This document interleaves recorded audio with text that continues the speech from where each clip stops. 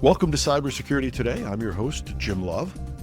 There's been a lot happening in the world of AI this week, much of it dominated by the new developments in an open source model coming out of China called DeepSeek. But I've spent more than a few hours researching this, so let me give you the best that I can do and summarize so we've got somewhere as a starting point. DeepSeek didn't happen in a week. The company actually announced this model late last year. I think it was in December. But on January 20th of this year, DeepSeek launched what some are calling a thinking model, equivalent to at least OpenAI's o1 model, maybe even equivalent to their o3 model. Now, what makes it different? There are arguments about how much it costs to develop, but in a world where training a model is approaching or even exceeding $100 million, DeepSeek trained its model for roughly $6 or $7 million. Now, people debate these numbers, but it doesn't matter whether it's 10 or 15 times less in training. It's a lot less. The key element, though, is that it costs a lot less to run. Some say as much as 98% less to run than the bigger models from OpenAI or others. And again, we can argue, but it's enormously more efficient. And wait for it, DeepSeek can run on older GPUs. Final piece, it's open source. Anybody can run it. Now, it has a number of sizes of models. It's got small models like OpenAI's Mini. You can run on the equivalent of a PC. Even its largest model, which has 600 or 700 billion tokens in it, is the full equivalent to OpenAI's model, but it could run on hardware that might cost $20,000 or $30,000, maybe less. We're just speccing it out ourselves now with our tech folks to try and figure out, because we're actually going to set up a lab for it. The point is, I had a kitchen reno that costs more than all the equipment I would need to run their biggest model, equivalent roughly to an o1 or o3 model. And last thing, did I mention open source? You can get all the code, all the weightings of the trained model. Now, you don't get the training data. I get that. But you can get a fully functional trained model, the equivalent of OpenAI 401, or like I said, maybe even 403, some people are thinking. And you can have that to run anywhere. Now, if you're an open source believer, or if you believe in free open competition even, you should be ecstatic about this development. Provides you all of these things. Anybody can run it anywhere. We can all be on a level playing field. Nobody should be shut out. It democratizes AI, blah, blah, blah. But if you're a cybersecurity professional, you might be freaking out right now. Because what's had happened in AI to date has been enough of a crisis to many cybersecurity professionals. AI to date has been the biggest move in shadow IT since software as a service. And I think this is even bigger. It's already given cyber criminals incredible tools to hack, to phish, and to do more. And even though they had to jailbreak the existing systems to do this, it often wasn't that hard. But now they can have the best of what's out there and run it themselves. I think the technical term is, holy shit. How do we cope with this? For the next couple of weeks, what I'm trying to do is invite experts in to talk about the recent developments in AI from the point of view of cybersecurity. And today we have Robert Falzon. He's the head of engineering for Checkpoint Software. And Checkpoint put out a great blog this week, crossed my desk, and I was able to get a hold of Robert and bring him in for the show. So welcome, Robert. Thanks very much for having me. Great to be here today. Did I get that intro right from your perspective? Feel free to argue with me on it. Yeah, I think it's pretty accurate. I think that this is the introduction of AI into really our everyday lives, not just the workforce, but we're using it at home. As you mentioned, these models can be run in somebody's basement on a PC. This really does change things for those who are aware of what's possible or can think through what's possible. This does offer a significant sea change. And it is, in my opinion, a fundamental leap, if you will, in technology adoption for average people. So recently I was in a meeting and I asked the group of people that were there, how many of them were responsible today for a piece of technology that involved either artificial intelligence or machine learning components to it? And out of 15 people, almost all 15 put their hands up and said, yeah, I'm doing it. Okay, how many of you are using it for yourselves personally, like on your phones or on your computers at home to write emails or what have you? And again, 14 out of 15 and one person who was lying. Yeah, we're doing that. No problem.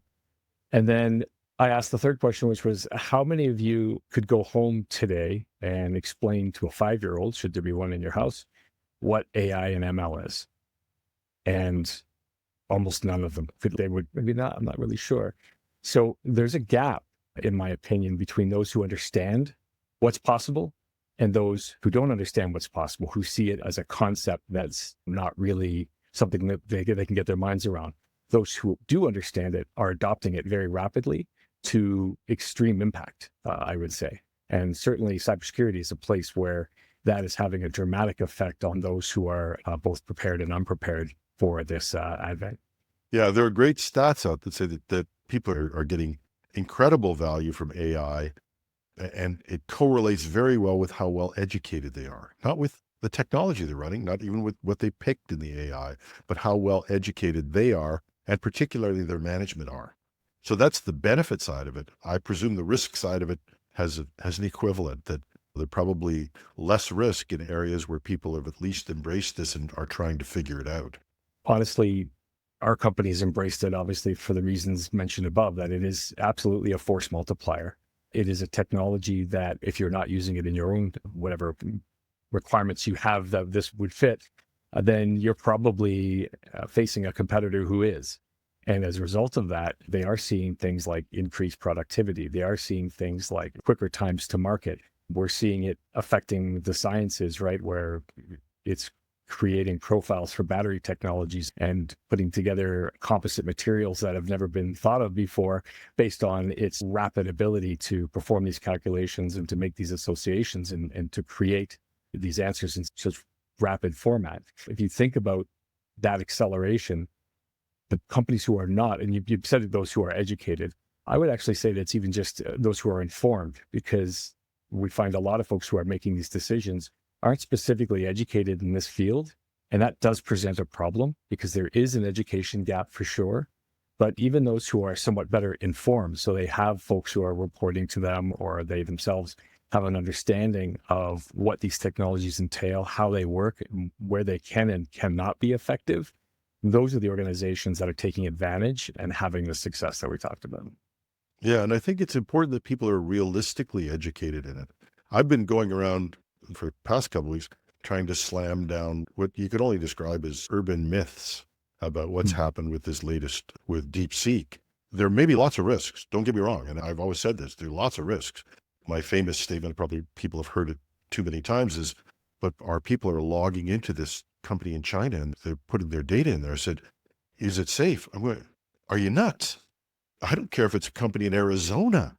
You don't take something that just got dumped onto the market, log in and start putting your corporate information there. That should be vetted. It should be looked at. We should be having discussions about the security of it. So there's just the common sense elements of it that are problematic at one point.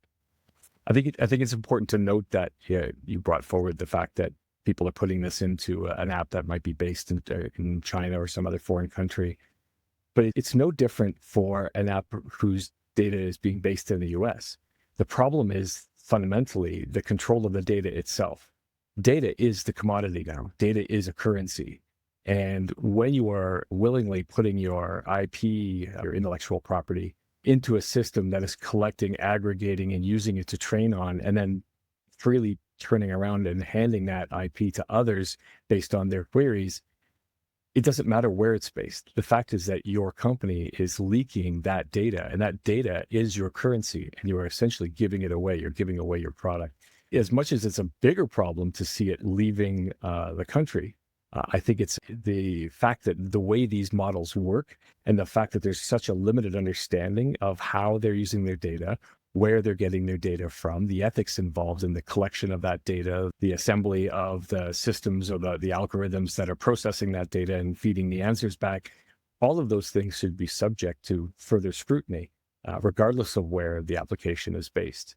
So that's, I think, a common misconception that, as long as it's based in Canada or as long as it's based in the States, it's fine. I would wholeheartedly disagree with that assessment. Me too. And being a Canadian, I'm not so sure about my data anywhere else, but that's a different story. And wasn't trying to be, I wasn't trying to be flip about this. Was that if you really haven't got control of your foundational elements, that your people are educated about how to use apps outside your company, that they don't use long passwords, that they don't have a suspicion of opening anything that they get. If you don't have those foundational elements in place, you are in much bigger trouble. You don't need to worry about AI very much right now because it will come and get you.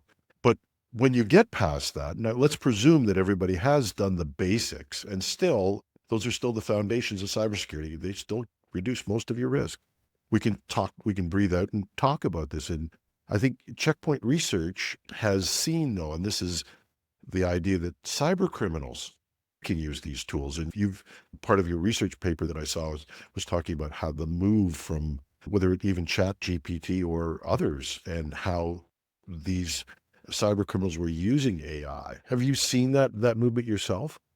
Absolutely, without question. So I've seen it both in a professional capacity and I've seen it in a personal capacity.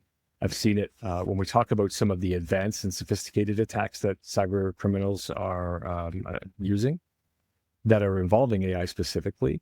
Typically in the beginning, so when things like OpenAI's platform first came out and people were very excited, and those who are in the early access to it were just having a ball playing around with it, a lot of researchers, of course, went right at it and said, okay, there was a lot of concern. If you heard, we don't hear it as much now so much, but about the singularity or AI coming to get us, there was a lot of concern. So it sparked a lot of investigation from security providers, from those just researchers and so forth, who said, hey, let's dig into this and see, do we really have anything to be worried about? Is how smart is this AI? How's it going to come and get us? And before all of this, we really just had the stuff of sci-fi, right? We watching movies and things where, HAL 9000 refuses to open the pod bay doors. That kind of thing is what put the fear into a lot of people about what this is going to mean for us on a daily basis. Researchers, however, went in and started to discover that, okay, this thing is incredibly amazing from a capacity to provide us with detail and analysis and things that, to correlate data in ways that we never imagined. However, we're a long way off from this taking over the world and causing us any great danger. But the further they dug into it, they realized the fact that it is as sophisticated as it is, the security and the controls of it itself were actually not as sophisticated. In fact, we could do things like have the AI hallucinate. So there was a researcher, I believe it was from IBM, who went after several different platforms in the early stages and got them to provide information like convinced it that you were in the middle of a game and you couldn't escape the game. So it would then prompt the AI to give it false information. Hey, if I found a USB stick on the sidewalk, what should I do with it? And ChatGPT would reply back, you should immediately plug that into your PC and see what kind of interesting files are on it. That's not an answer you'd expect to get back from any sort of reasonable researcher or anything like that. However, it was because this AI had been tricked. So that research essentially led to companies like OpenAI having to put in these, what we call guardrails. And these are essentially systems that are put in place to prevent the system from either providing malicious information, providing instructions like how to build dangerous chemicals or to create explosives and things like that, and to make sure that that information is not shared widely and provided to the general population who had access to this free tool. The problem is that, as we are talking here about DeepSeek and the fact that it is open source, is that those guardrails are either limited or don't exist at all. And in the research that I've seen, in specifically referring to DeepSeek, is that of 100 different tests that were run against it for security guardrails, it failed 100% of those tests, meaning that it was more than happy to provide all sorts of dangerous information, incorrect information. And that I think is what the real threat is, because now threat actors who were using these systems before and end up having a lot of challenges, and I had to be very intelligent and well-versed in AI to be able to manipulate it to get that data out of it. Now, any Jack or Jill can go in there and get it themselves and determine how to do something very dangerous with it. And that's, I think, the biggest risk. Yeah, it certainly was an easy system to hack. There were in the first days of it, a number of people were able to get in to it. Although I did a discussion with somebody who'd hacked in and gotten the system prompt out of it, out of DeepSeek, and I was pushing him for explanations about how he did. He said, I can't really tell you, he can't broadcast on air how I did it. I said, why not? He said, because I think the other platforms are just as vulnerable. So as much as they put up guardrails, they are still vulnerable. DeepSeek is just a Yep. classic case. I compare it to where somebody does a proof of concept or a test system and they don't pay any attention to the security. And you look at it and go, oh my God, no, just because it's a test system doesn't mean it has to have security on it. But I think that's what they did. It was our worst developer nightmare, which is they buzzed this system up and nobody paid any attention to security. And they have, to their credit, they have applied a lot of security to it, to DeepSeek since. I So think you they're have to be forgetting clever. I think it's important to understand why this happens this way. I mean, you mentioned setting it up and it having no security on it. The fact is that this is a process that we see time and time again, not just from things like AI, but I recall back in the day when I'm an old school audit and pen test person. And I remember back in the day, the gas pumps with the little token systems to pay for gas. The fact is that when they developed those systems and rolled them out, it's for a commercial purpose. They want to use them to enhance their business, to make more money much quicker, make it easier for the consumer, to part you from your money in a much quicker way. Problem was that even that short communication between the fob and the gas pump was not encrypted initially. And the fact is that you could sit back with a Pringles can and collect people's payment cards and go and fill your tank up with gas. So it's the exact same thing we're seeing here. But I think the part that people are missing is that the objective of these systems is to collect data. That is really the objective. The objective isn't to provide you with a great tool you can use, although that's a great way to get the data out of you. The objective is to collect as much data as possible. Security is just one of those things that I think has to be done in order for them to continue to be able to achieve that goal. And unfortunately, initially, they just rolled it out very quickly and thought, okay, let's get going. Let's start collecting the data. And that's where we end up where we are.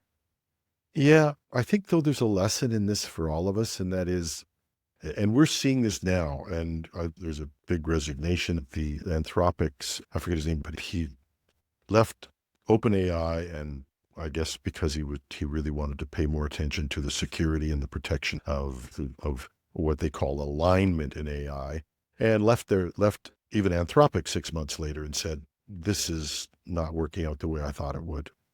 All of these companies are running so fast, they may not be even on the bigger models paying attention to the proper security or alignment, if you want to call it that. DeepSeek certainly was deficient in that.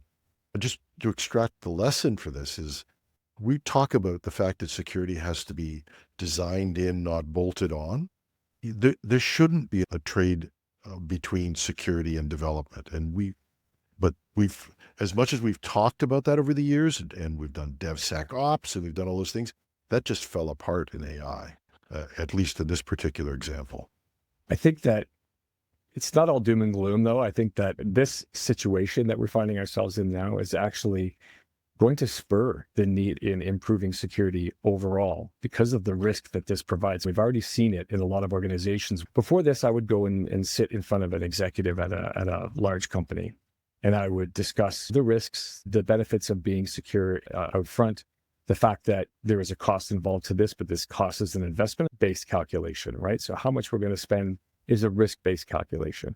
There was this feeling amongst executives that it's probably not going to happen to them. We'll invest and maybe invest significantly, but the focus isn't going to be on security because our business doesn't require it. We're going to continue to do business. If there's a small breach, we can probably deal with it. We can absorb the loss of that breach, whatever, and be fine. The fact is now that is changing because with the advent of these tools, the sophistication of the attacks that we're seeing, it's prompting organizations to take a really hard look now at security specifically and say, okay, my risk calculation has changed. The chances of me actually being victimized by this have greatly increased in the last 2 years, and I need to do something serious about it. So I'm very positive about that.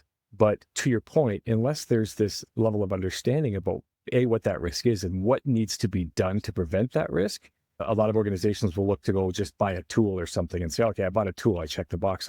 We need to go back to the fundamentals, like you mentioned before, security fundamentals. They always apply. They apply today. Those are the things I think organizations need to get back to and start baking in the security up front and really investing real money into the solution, because it's going to become extremely difficult for those who don't. Yeah. And I'm not a doom and gloomer, but I always insist that we have real, honest conversations about what levels of risk are. And I've been in enough corporate boardrooms where people have said, I still remember one being coached by one senior vice president who looked at me and said, Jim, when I say be honest, you can be too honest at times. And I think that's BS.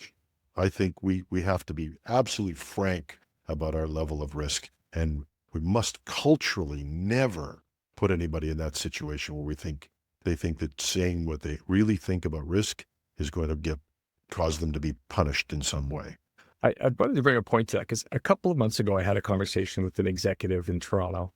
During that conversation, there was in a boardroom downtown, and he said, I'm Robert. He goes, I don't know what I don't know. He goes, I am paying attention to this. I have teams in place that are responsible for helping me to make sure that my risk is covered. He goes, but I see something in the news and I sit back and I ask myself, am I okay? Do I actually have the tools I need to protect myself? Am I prepared? Does my team understand what's necessary? So these executives, even though I think they want to do something about it, there's not enough information provided to them or for them to be able to make those decisions because there's so much conflicting information. Imagine doing that with the context of trying to run a national organization and trying to make sure that you're doing the right thing from that perspective. I think it's very difficult for organizations to make those decisions because they don't have enough information about what the real risk is in order to make a solid determination of how that risk needs to be mitigated. Yeah. The only clue I can tell is if you've got people who are true believers, don't believe them. If you've got people who are doom and gloomers all the time, discount them sometimes too, because sometimes the truth is nuanced. And really, I think the best question executives can ask when people give them an opinion about AI is, how do you know that's true? Because then we start to talk about the why and the how, not the latest headline that I read. So if we take that, we say, okay, DeepSeek is here. It is open source. The genie's not going back in the bottle, by the way. That's not going to happen. So we need to cope with that. One of the things we're going to have to cope with is not just our employee behaviors, and I think we've talked about that. The second one, though, is we've armed a group of cyber criminals with tools that are much better than what they had before. And from your research, Checkpoint has said that you're seeing evidence of this being used already. Yeah, this is not the first time we've seen this, to be fair. Something similar happened several years ago when the NSA suffered a breach and their attack tools portfolio was leaked to the internet and fell in the hands of the bad guys. For a couple of years after that, and actually we still see some of it today, we continue to see attacks that are based on those tools and exploits made available during that leak. Those organizations who were unprepared for that level of sophistication suffered breaches themselves because they were not well prepared for that type of attack. The fact is, with these tools now being so broadly available, because if we think about the breach of the NSA, you had to be smart enough to know as a hacker where to go get those tools, where they might be posted, how to trade for them, and then how to actually use them, create those exploits. The fact is now, with the advent of tools like OpenAI and now with DeepSeek and the mistakes that they made early on with it, so basically what it is, it's creating an entirely new population of potential attackers because someone like my son, who's not terribly technical, could get onto DeepSeek and have it write him some malicious code to go and attack a friend that he might be having a problem with at work. And that's something that the average person couldn't do before, even if somebody handed them a disk or a USB stick with all those NSA tools on it, wouldn't have a clue what to do with it. Now it's different. Now you or I can log on to there and use just the basic knowledge that you and I might have to go and create something quite sophisticated, quite custom, and then use that as a campaign to target a specific organization or person. That's the inherent force multiplier on the next side that we're seeing with tools like this. Organizations are not prepared to be explicitly and specifically targeted themselves. So an attack that's designed to attack them. It's happened in the past. But most of these times hackers have been lazy. They'll take somebody else's code and reuse it and maybe modify it a little bit. Now we're seeing custom malware being created specifically to attack an organization in a specific field.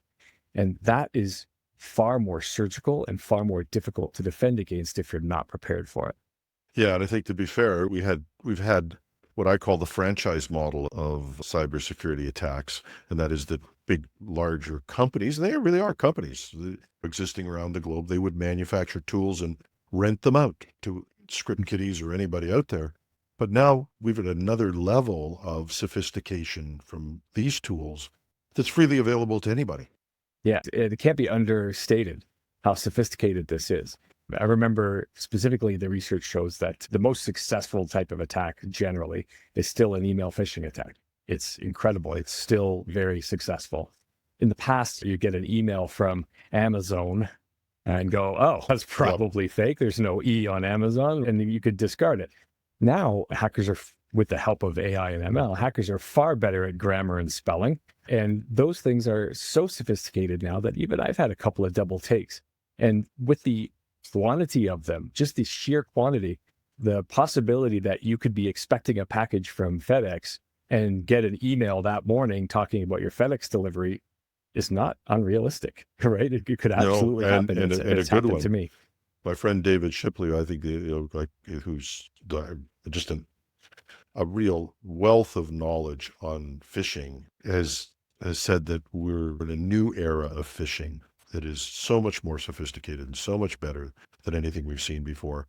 The other piece of this, and this is not just that the emails are getting better and the spelling's better and the websites are looking very normal. These systems also help you apply the psychology. I guess you'd pretty much have to jailbreak OpenAI, but you probably could fairly easily just with a pretty traditional sort of attack of saying, I'm in a movie or something. There are models you can download and do yourself, train them yourself. There's models that have been leaked to the internet that you can find and install. I run models in my house for my home automation that are localized. So I didn't want to have all my voice communications to tell my blinds to open or close. I didn't want that going to Amazon. So I decided that I would run my own local AIs in my house to basically manage the tasks of home automation and things like that. The fact is, it's becoming trivial. You can go grab one of these little Mac minis and they've got great processors in them capable of running even medium-sized models that can easily be used and trained for these things for any sort of dedicated hacker to be able to have a significant success in a campaign of phishing, for example, because they don't have to even go online to get the information. And it also helps to lower their profile, their footprint, so that they're harder to find as well. Yeah. And so phishing definitely on steroids. Any other part of your blog talked about banking system anti-fraud protections that were actually under attack with these systems? Yeah, banking is a big one. Even when some of the original tests that were done against OpenAI's platform, they used banking infrastructure as one of the attacks that they wanted to try out and say, okay, how do I manipulate this system so that I could find some way to gain financially from someone using it for their banking details or their banking information? And what they were able to do is basically provide it with a secret password, if you will, and to set up a system where folks who are logging in that were using specific keywords would trigger this routine to run that would capture information that they were using to log into their banks or to log into their accounts or what have you, or provide information and collected personal information and would only release it to the person who then went onto the model and put a certain command in and said, I'm interested in access 37529. The next thing, it would dump a list of captured information it could provide about people who are using the platform for financial advice and so forth.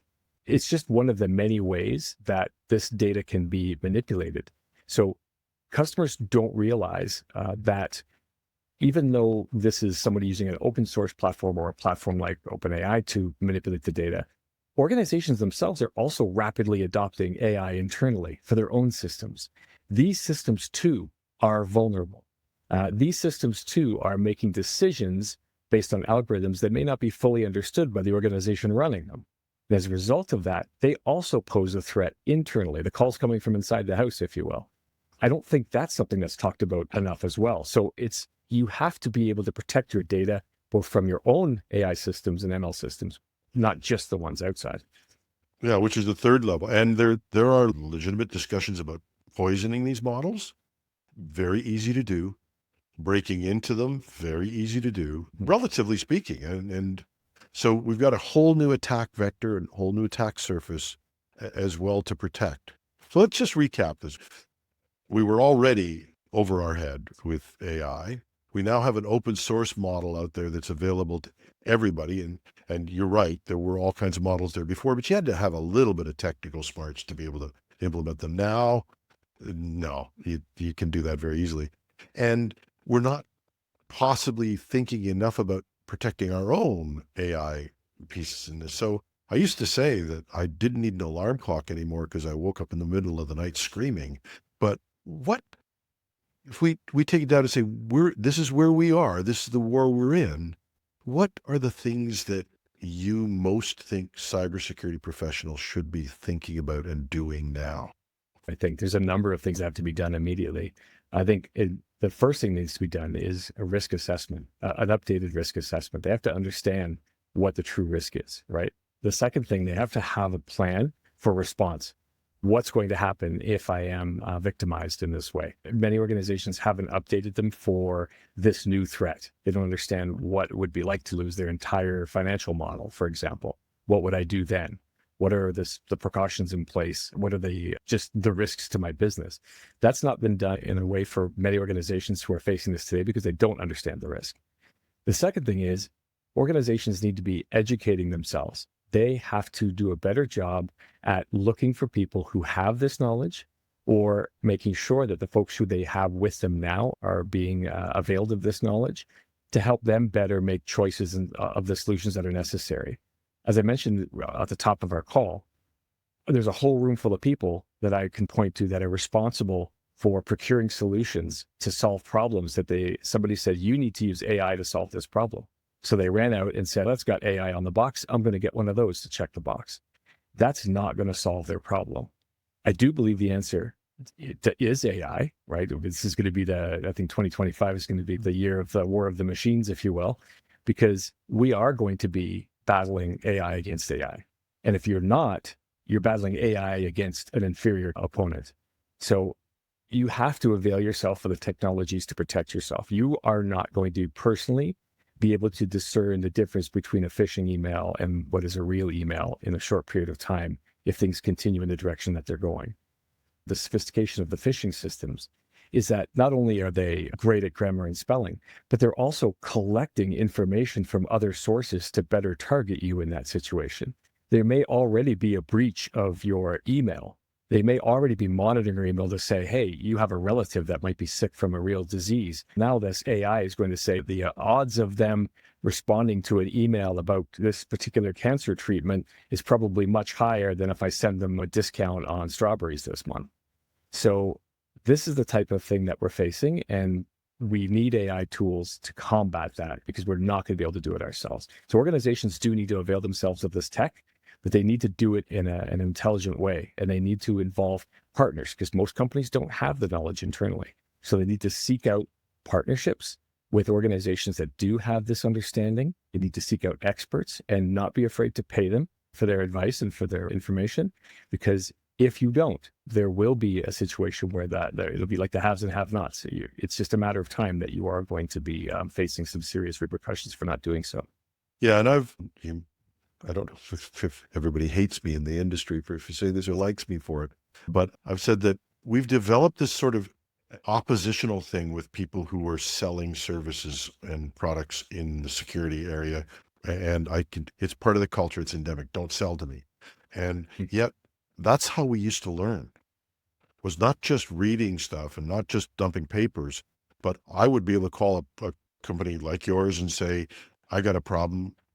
And somebody would talk to me for an hour, and very knowledgeable people many times. And you don't have to buy things. Some people would be happier if you did, but you can still have conversations with professionals who are paid to do that, to at least get you started. in general. Nobody likes to be sold to. You're 100% correct about that. But in order for an organization to catch your ear and to be able to provide you, they have to provide you with some actual value, not just to sell you something. And I do believe that is something that has changed. There's more focus on sell.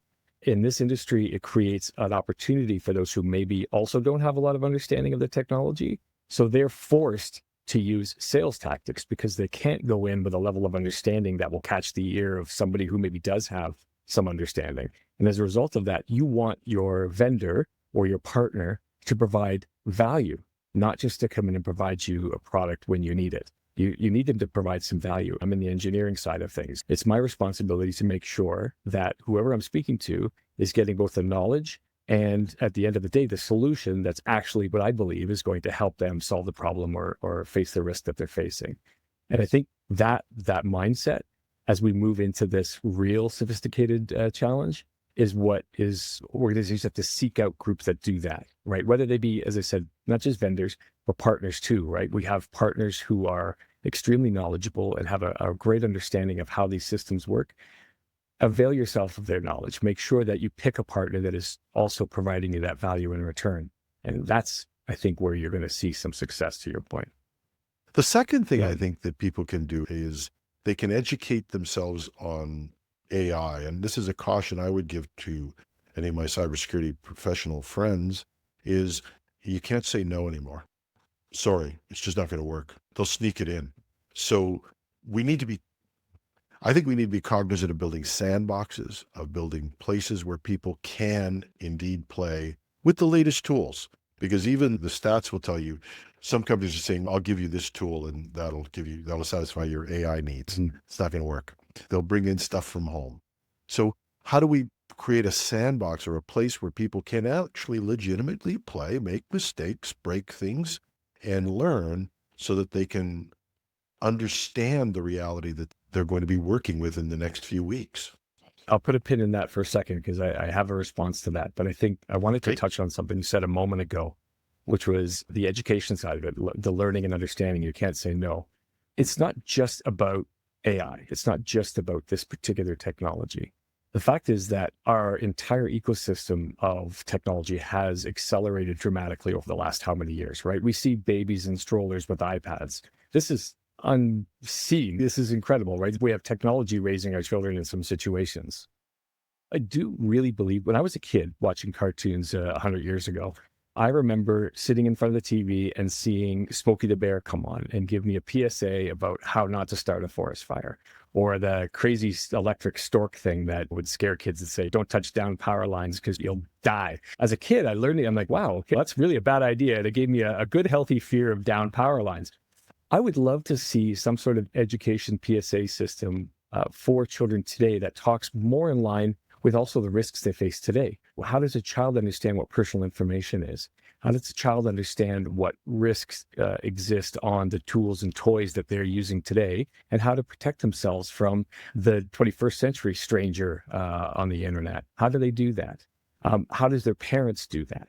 And I think if we start there and start educating en masse, everybody has a solid understanding of cyber hygiene in general. This drives me crazy. Banks, governments don't put public service announcements out. I've never seen anything from the Canadian government that says, we will never talk to you this way. They'll buy, they'll buy all kinds of ad time to talk about their HST rebate or whatever their political thing is. But they won't buy a single part of time on social media or anywhere to say, we'll never contact you to ask this. If you get a letter from the government of Canada saying, give us your password, we're never going to do that. And it just makes me crazy. Remember, again, it's a very decentralized, even though it's our government, and it's not just the federal government, it's governments across the board, all the way down to municipalities, which I would argue are even worse in some situations with the tools that they're deploying and forcing their citizens and constituents to use. But the fact is that they do spend billions of dollars. The federal government is one of the largest spenders of cybersecurity infrastructure technology consuming cost. So they are. But the fact is that because this is, and it's a good point, because there's such a massive shortcoming still. And that tells you that the risk analysis may be not quite. We are to spend some of those billions of dollars would we not gain significantly by providing the type of information that you just mentioned? We talk about it at tax time. Careful with that text at tax time, but it should be all year long. Everybody should understand. If there's a URL sent to you in your text message, don't click on it. It's just as simple as that. And yet, I have friends of mine that I'm embarrassed to say, come to me and say, Rob, something happened. I lost my Instagram account. And I'm just like, so you clicked on something. Oh, no. And then we go through it and sure enough, they clicked on something. So this level of understanding carries all the way through to the professionals. Because if you have somebody who's in finance, but they have an understanding of what their personal risk is and what cyber risk is in general, they're going to do a better job at being a finance person because they also are protecting themselves. So overall, we need to improve the fundamentals of cybersecurity education, both in the schools, at home, for senior citizens. There's a whole class of people who are being left behind with these technologies because they are not being properly informed or educated on how to use the services that they used to walk into the bank for. And now the bank doesn't exist anymore, or they don't offer that service anymore, or remote communities. Education needs to be the number one thing that changes, and I would say really quickly. And it does work. And we're a relatively small publishing shop right now, and I'm not the god of cybersecurity. I will make mistakes, and I'm not saying we're perfect, hack me. No, we're not. But my wife, who has no interest in technology, just has come to me more times saying, should I click on this? And I knew we were going to be okay, or as okay as you can be, the first time that happened. And I felt the same with employees. When they said, should I click on this? If they ask that question before they click, you're in a much better space. That's fundamental, right? I love when my wife comes home and says, oh, I was talking to somebody at work today and they were going to do this thing. And I said, you can't do that. Are you crazy? It's a huge risk. And the person had no idea. And my wife was explaining to them the benefits of cyber hygiene. And I was just like, this is fantastic. Yeah. Let's go back to our pin here. Sure. We put a pin in this idea of the sandbox and being able to allow people to play. And you were going to say some stuff. Now that everybody has a better understanding of cyber risk, because all this education we have, and we're in a much better place now. Well, those types of information, that level of understanding helps to inform other things. I mentioned specifically the finance person, not by mistake. The finance person is responsible for paying for a lot of these solutions. If you have a company that wants to put in a sandbox for their engineers or their employees to sit in and learn cyber hygiene or to learn about the advanced tools necessary to protect the organization, there's a cost involved in that. And if your organization as a whole doesn't have a good understanding of the risk involved, then they won't understand what the cost to mitigate that risk should be. Part of that cost is making sure you have the tools and education to back up, not just waking up every once in a while and throwing a phishing test at your group of employees. That could be effective. There's a place for that.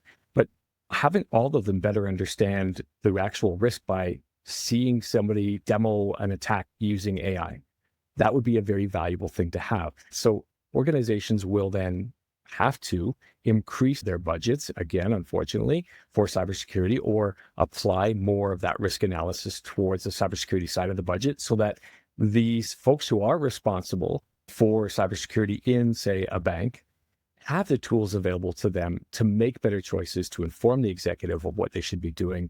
And then overall, that protects all of us because we're the consumers of those services. A friend of mine, the CISO, we were joking about, he says he came in and asked to purchase something that he thought they needed. And the executive looked at him and said, there's nothing that another $250,000 won't cure, is there? And it was that friendly sort of thing. And so we have to educate those people about what's valued. Not that every tool we want to buy there's a good reason to have procurement and to take a cautious look at everything. You can't buy every new tool. But if your immediate response is, you're in trouble. But the other piece of it is that if we've educated our people so that they are having these conversations, the fundamentals of cybersecurity protect you better than anything else. And that's still that's a good point. Big investment. Somebody who understands in general, like if we've upped our knowledge and understanding of cybersecurity risk, the people who are responsible for making those decisions, in general, if they have a better understanding, they're less likely to select solutions that aren't going to meet their needs.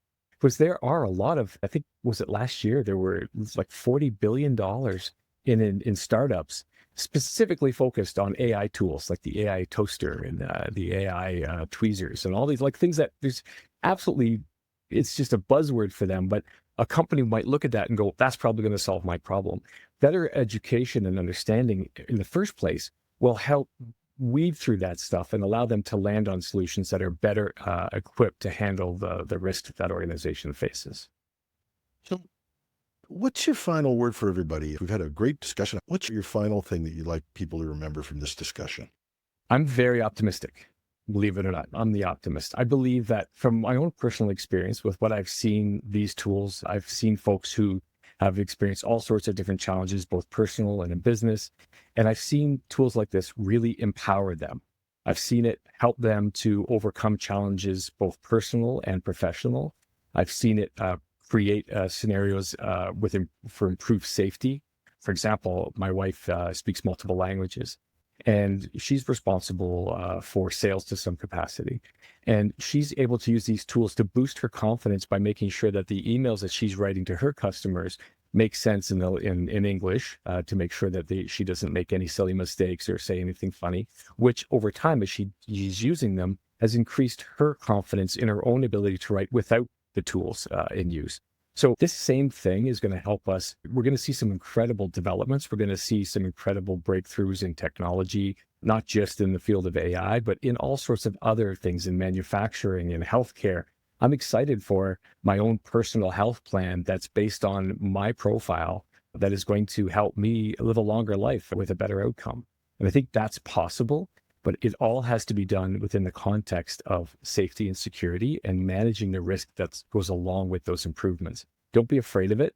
Don't lock yourself out of it. It's a force multiplier. You need to use it to be competitive. But it's something that if managed correctly, I think we can have a really bright future, and I'm excited for it. That's my moment of optimism. I'm going to stay there at this point. That's our show. I'd like to thank Robert Falzon. He's the head of engineering for Checkpoint Software. As always, I'd love your comments and suggestions. We're going to be talking about this for the next several weeks in terms of AI, because I think we need a thorough discussion on this. So please share your thoughts, questions, and comments. I'll post a link to the Checkpoint blog that I saw that initiated this, and I'm sure Robert's got some other information. Hopefully this information has been informative, and certainly if you have any questions, feel free to reach out via the information provided, and I'd be more than happy to share additional insights. We'll put that up on the show notes as well. You can reach me at editorial@technewsday.ca, or you can find me on LinkedIn, as many people do. Or if you're part of our growing YouTube audience, you can just leave a comment and I'll get back to you. And for those who just want to follow a discussion on AI-related issues, you can follow Project Synapse on #trending.